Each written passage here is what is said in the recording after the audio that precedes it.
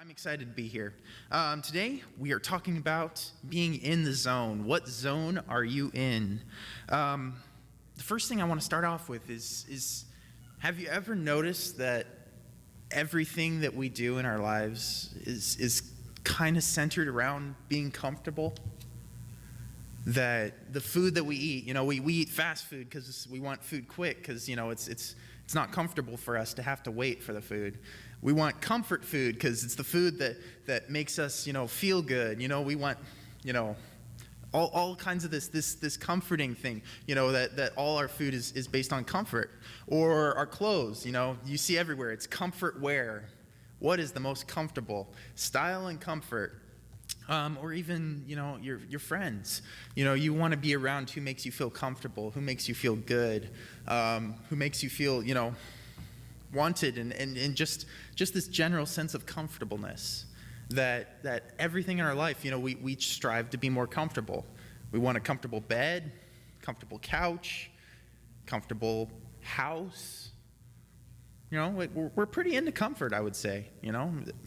For me, I like a nice, folding mattress, that's not too hard, but not too soft. Every choice that we make is centered around being comfortable. Is that good? Well, is it good to be comfortable? And you might say, well, the Bible talks about comfort a lot. It says, that Jesus was comforted, that the church people, and that David was comforted a lot. And that's good things. But I think that we sometimes we think the same word is comfortable as comfort. Now, the dictionary defines comfort as to ease the grief or distress of someone. That when you see someone who is having a hard time, someone who's anxious, someone who's in grief, someone who is disturbed, and you reach out and you try to comfort them, that's comforting. But then comfortable is providing physical ease and relaxation to yourself. So when we look at this, we see that there's a very different terminology here, that comforting someone is a very selfless act. It's something that you're trying to do to someone to make them feel better. But being comfortable is what can you do to relax and cause ease to yourself. So we know that God comforts us. You can look at like Psalm 86:17. It says, "Give me a sign of your goodness, that my enemies may see it and be put to shame. For you, Lord, have helped me and comforted me." In David's distress, David was a pretty distressed dude. Every other psalm, you see where he's on the run from his sons trying to kill him, Saul's trying to kill him, Philistines are trying to kill him. There's a lot of grief and a lot of anguish in David's story, but through it all, God comforted him. God was there in his distress. He eased his pain. We even see that in Psalm 119:76. It says, "May your unfailing love be my comfort, according to the promise to your servant." That God loved, and his unfailing love was a comfort to David. So that comfort is good. That comfort is necessary, especially when we're going through hard times. It's good to comfort. It's good to be comforted. I don't know about being comfortable, though. When we look at 2 Corinthians chapter 1, we kind of see why we're comforted. That God doesn't just comfort us so that we can be comfortable, but he has a specific purpose in mind in the comfort and the love that he shares to us. Here's 2 Corinthians 1, verse 3. It says, "Praise to the God and Father of our Lord Jesus Christ, the Father of compassion and the God of all comfort, who comforts us in all our troubles, so that we can comfort those in any trouble with the comfort we ourselves receive from God. For just as we share abundantly in the sufferings of Christ, so also our comfort abounds through Christ. If we are distressed, it is for your comfort and salvation. If we are comforted, it is for your comfort, which produces in you patient endurance of the same sufferings we suffer. And our hope for you is firm, because we know that just as you share in our sufferings, so also will you share in our comfort. Did you see it in there? There was the whole reason that God comforts, the whole reason that he shares that comfort. One was his love for us, but two, and super important for us, he didn't comfort us so that we can be comfortable, but it says, right here, it says, so that we can comfort those in any trouble with the comfort we ourselves receive from God. You know, I always hear God doesn't give any selfish gifts. That when God gives you a gift, when God gives you something, when God gives you a talent, an ability, a gift of speaking, or a gift of art, or a gift of, all these things, hospitality, it's not so that you can be known as hospitable. It's not so that you can be a great artist. It's not so that you can be, oh, wow, that guy's eloquent, but so that you can share that with others. And in the same way, when God gives us that gift of comfort, when God comforts us, it's not so that we can just be comforted, but so that we can share that we, in return, can comfort others. Comfort those in any trouble with the comfort we ourselves receive from God. I just think that's an amazing verse. It's an amazing verse. It's so selfless that God is God is not getting anything out of this. He's comforting us just so that we can share it with others. It's amazing. And do we have that same mentality that when I comfort someone else, do I want to do it so that I get something back, or so that they can comfort others? We need to have that same mentality that God's having with us, that when he shares something with us, he's not sharing it with us so that we can be shared with, but so that we can share with others. So when we share, why are we doing it? Are we sharing it so that others can see God's love and so that others can share? That should be what our mentality is. So God comforts us so we can comfort others. There was this woman, and she lost a child. And, that's a hard experience. I can't even fathom what that's like. But in that gave her soft eyes to others, that she had a tender heart for other people who lost their child. And when people went through that, she was there for them, that they went to her. It kind of reminds me of these other verses in here when it talks about the sufferings of Christ. It says, for just as we share abundantly in the sufferings of Christ, so also our comfort abounds through Christ. Christ went through the suffering that we, he went through even more suffering than we go through.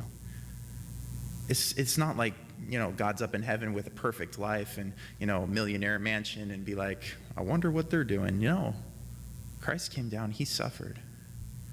If you just look at the Gospels, you see he suffered ridicule, he suffered persecution. They tried to stone him, they crucified him, they beat him, they spit on him. Just as Christ went through sufferings, this earth, we all go through sufferings, but Christ knows what suffering's like. Christ lived on earth. He knows what temptation's like. He knows what these things are like. That we share in those, but then he also gives that comfort. So then if we look over here at Hebrews 2:14 through 18, it kind of illustrates Christ sharing with us. It says, since the children have flesh and blood, he too shared in their humanity. That's talking about Jesus there, that's sharing in our humanity. So that his death, he might break the power of him who holds the power of death. That is the devil. And free those who all their lives were held in slavery by the fear of death. For surely it is not angels he helps, but Abraham's descendants, us. For this reason, he had to be made like them, fully human in every way. Every way, that means pain he could feel. It means temptation he had. That he was human in every way. He was fully God, but fully man. That everything that we go through, all our desires, all our wants, all our struggles, Christ went through because he became fully human in every way, in order that he might become a merciful and faithful high priest in service to God, that he might make an atonement for the sins of the people. Because he himself suffered when he was tempted, he is able to help those who are being tempted. He didn't just suffer, for himself, for suffering's sake. He suffered for us. And that kind of shows, the Bible talks about being long-suffering all the time. It's not being long-suffering so that you can be known as patient or that you can be known as long-suffering. It's so that you are able to help those who are being tempted, help those who are suffering. It's all this selfless thing that Jesus showed through his life, through his death, and through what he commanded us to do. It's amazing to me. It's amazing. Still, you might ask, there isn't anything wrong with being comfortable. Well, I want to look at this story here. And this is a story from Luke. It's a parable that Jesus told, and it's really powerful. It says, there was a rich man who was clothed in purple and fine linen, and who feasted sumptuously every day. At his gate was laid a poor man named Lazarus, who was covered with sores, who desired to be fed with that which fell from the rich man's table. Moreover, even the dogs came and licked his sores. The poor man died and was carried by the angels to Abraham's side. The rich man also died and was buried. And in Hades, being in torment, he lifted up his eyes and saw Abraham far off and Lazarus at his side. And he called out, Father Abraham, have mercy on me and send Lazarus to dip the end of his finger in water and cool my tongue, for I am in anguish in this flame. But Abraham said, Child, remember that you in your lifetime received your good things, and Lazarus in like manner bad things. But now he is comforted here, and you are in anguish. And besides all this, between us and you, a great chasm has been fixed, in order that those who would pass from here to you may not be able, and none may cross from there to us. Now, before I talk about this, I want to make it clear, I'm not saying that it's a sin to be rich. I'm not saying that it's a sin to be comfortable. I just want to point out some of the dangers that are lying in there, that these things aren't sinful inherently, but they can lead us to this lifestyle of comfort that will trump everything else. The first thing that I notice in the rich man's say how he was described was he was content. He was content with how things were. He had clothes, he had a nice house, most likely. He had food every day, that he was able to eat sumptuously every day. He was pretty content. I would say he's probably pretty content with his life. The problem with that is when you're content with your life, when you feel like, oh, I'm comfortable here, I'm good, you don't really feel a desire for God. This guy, I'm a self-made man. I got clothes on my back.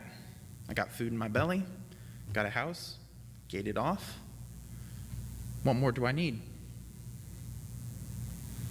When you fall into that trap of comfort, when you fall into this snare, you start to think that it's all you. That you can do this on your own. That was by your power. It reminds me of the guy who, the other parable that Jesus was talking about when he built the extra warehouses for the grain. Again, not a bad thing to build extra warehouses, but it was his attitude of comfortableness that he had, that I will build more, I will eat, drink, and be merry, I will relax, I have everything put together, I'm all good to go. He was relying on himself, he was relying on what he had, Same as this rich man. Wasn't relying on God. There was no need to rely on God for him in his mind, because he had it all together. Don't care about anyone else. Don't care about God. I'm good to go. When 9/11 happened, suddenly you saw everyone come back to God. This revival. This, the news broadcasters were broadcasting sermons. People were pouring into church.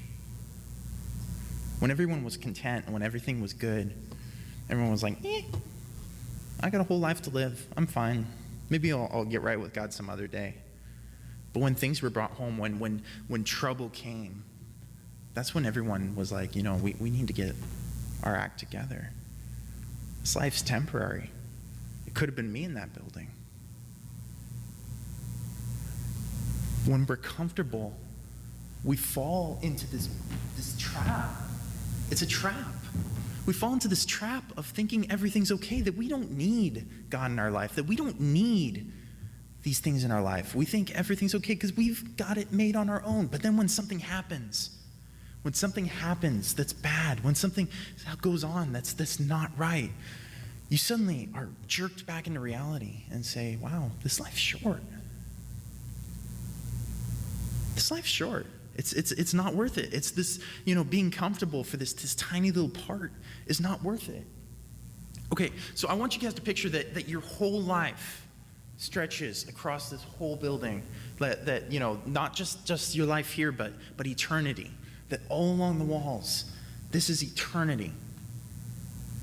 And you guys, our life on earth, in the whole span of eternity, this light switch, that's how long. It's just such a short time compared to eternity. This whole building. Just look at that. It's so short. It's so small. It's so insignificant that all the comfort that we seek after here isn't worth it compared to all of eternity. The second thing that the rich man fell into was the distraction of selfishness. He was so comfortable that he didn't see anything else going on. I went to Disneyland a couple weeks ago, and I was kind of convicted afterward because I realized that I was, having so much fun. I was so distracted in what I was doing that I found that I didn't really think about God that day. That there was just so much distraction in my, not that it was wrong for me to go to Disneyland, but that it distracted me from thinking about God. I even started eating and then was like, oh, I should pray. That when we fill ourselves with our comfort, when I filled myself with everything going on, I lost track of what God was doing, where God was in that. And again, not that it's a sin to eat before you pray, but just the fact that overpowered what I was thinking. That I was thinking about filling myself with food. I was thinking about filling myself with rides. I was thinking, oh man, this ride's going to be 40 minutes. I was thinking very selfish thoughts because I was comforting myself. It's kind of dangerous. There was this lady, her parents were pretty rich, but she was getting married. And her parents, for her birthday, were going to give her a custom design $500,000 house. Now, who wouldn't want that? I mean, that's pretty awesome. You'd be pretty grateful for that. But, while that house was being built, she had to live for about a year and a half on the upper floor of her parents' mansion, which was probably about 200,000 square feet. Not 200,000 square feet, 2,000 square feet. That would be huge. Roller rink town. All right, but, in that time, she had to live up there. She referred to that time where she lived in that mansion as the time she was homeless. that while she was waiting, and I read this on the internet, so you know it's true, but while she was waiting, she referred to the time that she didn't have everything that she wanted, that she wasn't comfortable in her own house, as the time she was homeless. That when we're deprived of the small comforts that we got, that we're deprived of some comforts, suddenly we compare ourselves to homeless or that kind of thing. That's not right. It's a selfish attitude. It's a selfish attitude to think that when you don't get the comfort that you immediately desire, that suddenly you're destitute. Suddenly you're homeless. Suddenly, I've really been convicted of trying not to say, I'm starving. Because I'm not starving. I'm mildly hungry because I haven't eaten for 3 hours. I'm not starving. People in Africa are starving. I'm comfortable. God is so good. I'm not starving at all. In fact, I could probably do without a meal. Yeah. But, we got to clear all this junk that we tell ourselves in order to be comfortable. Now, I want to look at kind of a picture of what the rich man, what he looked like. I don't know how I got on this verse. But, so it describes him as being rich, which is kind of a general term, but rich. He was clothed in purple and fine linen. Purple and fine linen, that was kind of a picture of what that day's Pharisee would wear. It was pretty rich garments. I was looking, and I didn't really understand all the money terms, but what it looked like was, an outfit of purple and fine linen was probably worth about like 40 days of normal labor back then. So this guy was he was richer than lower class. Then it says he feasted sumptuously every day. In that day, people were lucky if you got to eat meat like once a week. So, we'll assume that, this guy was able to eat meat every day, had his choice of vegetables, had his choice of fruit, probably desserts. That wasn't something that your average day person would have. He feasted sumptuously, which also that word sumptuously can mean luxuriously or lavishly. There we go. I was about to say lavagantly. But he was he was well to do in food. It was another word to describe it is gluttonous. That he was so full of food that he was filled. It also talks here about Lazarus desired the bread that fell from the rich man's table. Back then, rich people, they were so rich that when they were done eating, they didn't have forks, they didn't have spoons, they ate with their hands. But when they were done eating, they would take a piece of bread and they would wipe their hands off with the bread. So all the juice from the meat, all that is on there, and they would throw it to the dogs. That was the stuff that Lazarus desired, that he could just have some bread that someone used as a napkin. That was what he desired. So it also says that, this guy had a gate. At his gate was laid a poor man named Lazarus. So when we look at it, we see this guy, he had the then equivalent of a suit. He had a gate. He had a house. And he was able to eat every day. And they called him rich. What does that sound like? It sounds like me. I get to eat meat if I want for every meal. I have a house with a gate. I have a suit at home.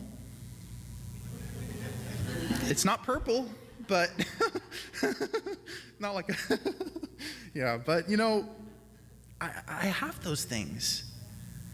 I heard one preacher say, and I couldn't find the statistics, so don't take this to the bank, but I heard this sermon say that if you can afford your Starbucks coffee on your way to church, you're richer than 90% of the world.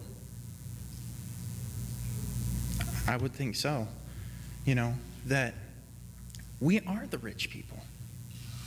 We may not live in mansions or whatever, but that we are rich, we are comfortable, we have the things that a lot of people lack. So we don't want to fall into this same snare that this guy fell into, that he was so comfortable that he was content and didn't need God, that he was so comfortable that he became selfish. And this last one, he was so comfortable that he didn't have love for his fellow man. He didn't have love. You know, Lazarus was out there. Lazarus was starving. Lazarus was covered with sores. He was sitting by the gate. Probably saw him when he walked through the gate. Totally could have helped him. But he didn't. And when they both died, that's where they ended up. Lazarus was in Abraham's bosom, and the rich man was in Hades. Not because he was comfortable, because that wasn't a sin. Not because he was rich, because that's not a sin. He didn't have love. He was selfish. He didn't have a need for God. He didn't have a relationship with God. When we get comfortable, we fall into this snare of centering the world around us, that we forget to love others. When we take a look at 1 John chapter 4, verses 7 and 8, it says, "Dear friends, let us love one another, for love comes from God. Everyone who loves has been born of God and knows God." If you're not loving, you don't know God. And that's what this next verse, "Whoever does not love does not know God, because God is love." If you don't have love, you don't know God, because God is love. God's love. So if you ain't loving, you don't know him. It's so important. He didn't show Lazarus love. He could have. He was rich. Could have taken him in. Could have fed him. He didn't. He didn't love him. He didn't have love for his fellow man. He had selfishness for himself. He wanted his own comfort. Don't fall into that snare. Don't fall into that pit. Don't seek after comfort over the love that God has called us to share with others. Don't do it. There's a guy, he's an Egyptian. He was a Muslim, but he converted to Christianity. His name was Majed el-Shafi, and I'm going to pretend that I pronounced that right. But he says, there's two zones, because he's been to America, and he's been to horrible, horrible Egypt and Iraq and Iran, where Christians are killed for their faith. In fact, he was even, they put him up to crucify him once, but he escaped.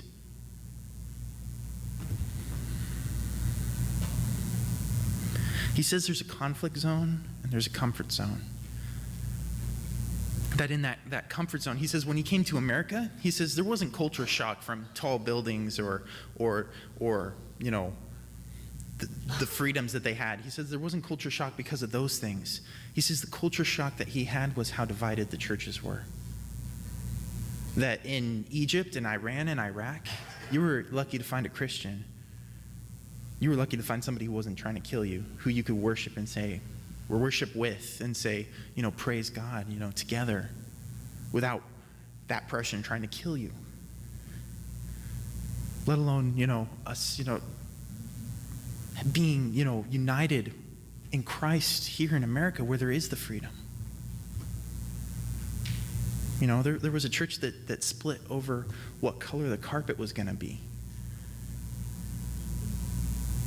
Whereas in Egypt, they would be glad if they could meet in an underground bunker and sing praises to God. When you're comfortable, you're not united.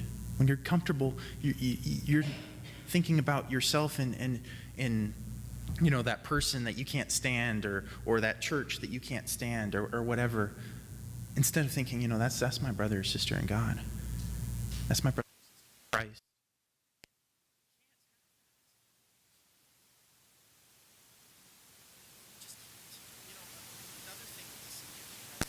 This was a quote from a video I was watching, but he said that everyone, when he was in America, he was always hearing people say, "Where is God? Where is God working? I don't see God." He says, when you're in the conflict zone, when you're in Egypt, when you see God working every day.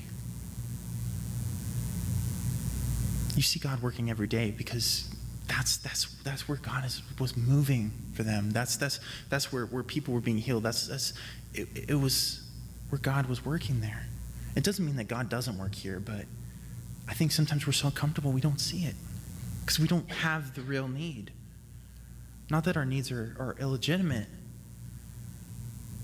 but that people are starving, people are being persecuted, and people are being killed over there. And that's where God is working and moving, and where the church is growing, where the church is strong and united. So again, not a sin to be comfortable, not a sin to be here, not a sin, but it's dangerous to just be comfortable. You got to have that love for God, that love for others, that commitment that I'm going to look out for someone else and not myself. And when we do that, when we stay away from the trap of comfort, you're going to see God working a lot more. We're going to have a closing song here.